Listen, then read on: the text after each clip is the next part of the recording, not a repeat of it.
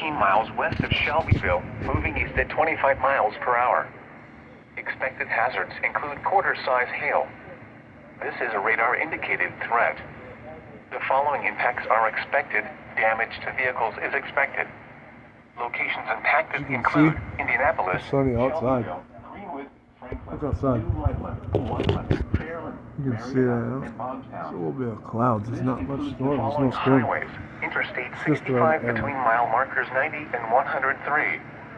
Interstate It's around 74 Indiana between areas. mile markers 100 and 116. For your protection, move to an interior room on the lowest floor of a building. Torrential rainfall is occurring with this storm and may lead to flash flooding. Do not drive your vehicle through flooded roadways.